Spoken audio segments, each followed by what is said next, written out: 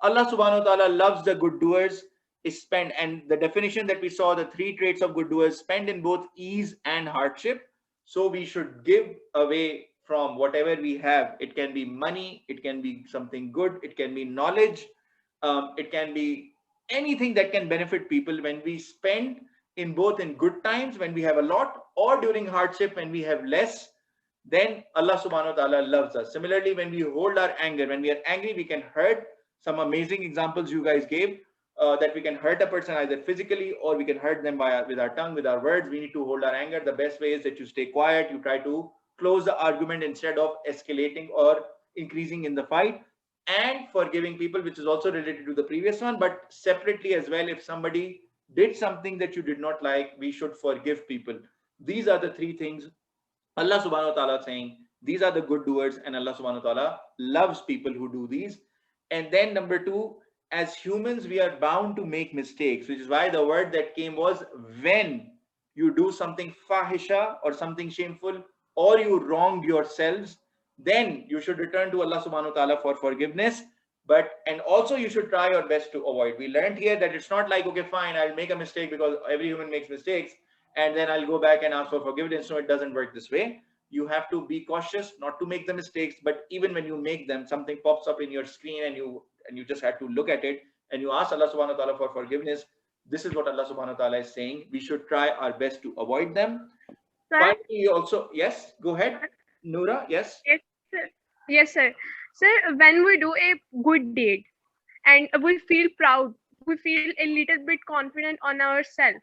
But if we are increasing this confidence, it may be converted into a negative proud. Yes, that's And an excellent point. Thank you so much for raising this point.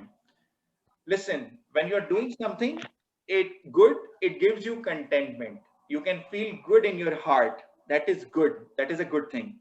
But if you become arrogant, and if you become so proud that you become arrogant, and you're like, and you see people inferior to you. So even when you're spending and giving, helping someone, let's say there is a person who is whom there's a beggar, or there's someone who's asking for money, or there's a sweeper, or there's a waiter in the restaurant who's, let's say, someone who has less money than you, he's lower than you. When you are giving them, you should do it in a nice way. You should not be arrogant. I am rich, here's some money, take it, and you're throwing. No, you should do salam. First of all, say assalamu alaikum if they are Muslim. Assalamu alaikum wa rahmatullah. Smile, ask them, how are you? There is something. Try to hide it and give it to them. You should not become arrogant. So that is an excellent point that you've raised. Thank you so much. Whenever we are doing good sir, deeds, yes, go ahead.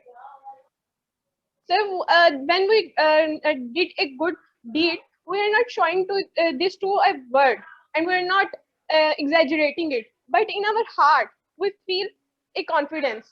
But if this confidence increases, so it is possible that that Allah Subhanahu wa Taala give a saza, Okay, so you're saying punishment. that's a very good question. So your question is, if it stays in our heart and we feel Yes, sir. confident and we are feeling content and we're feeling some happiness, and then it escalates, it increases, and we are becoming too proud, or if you're becoming arrogant. So listen, um, we can get this waswasa from shaitan as well, that oh, you're amazing, you have done good things. And as long as nobody sees that arrogance, or as long as you don't show it to someone and you try to control this feeling, it is okay. And we should try to control this feeling. Why am I saying this? Even anything that we do good, even the money that you're given was, by the way, given to you by Allah subhanahu wa ta'ala. If you're very good in studies, this brain, this power to learn was given to you by Allah subhanahu wa ta'ala. If you're with whatever good thing you are helping someone, it is originally given to you by Allah subhanahu wa ta'ala. So by the way, you have nothing to be like big short proud of. Good thing is, yes, what you can do is you can feel content, you can feel happy in your heart.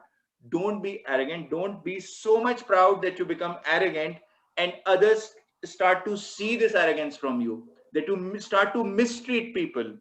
But if you become proud, then you have to be conscious of yourself as well. You have to think, okay, no, I cannot be that proud. I have to always stay humble.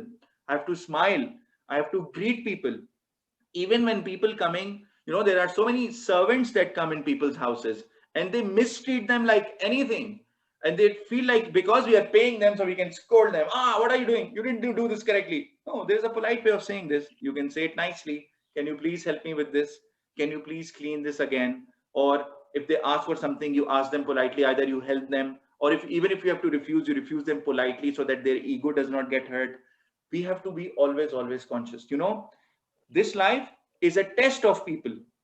It is a test of people who are superior, who have been given, and it is a test of people who have not been given. Those who have not been given, they have to do sabr, because they have to wait for Allah subhanahu wa ta'ala's help. Those who have been given and who have more money, who have more power, that is a test of their money and power, how they will treat, and if they will spend in the way of Allah subhanahu wa ta'ala, and if they will treat others kindly. Both of them are getting tested, and they will get the rewards and punishment according to their test. I hope this is clear.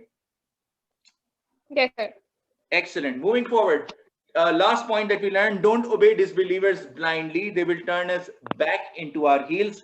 We learned about back into our heels, that they will make us lose all the progress. So even if we make progress, and in terms of doing good things, if we start following any of the disbelievers or someone who gets us into the sin blindly, then we can lose all the progress and we will be amongst the wrongdoers, as we saw in the ayah previously. We are a bit over time. Is there any other final question before I close this session?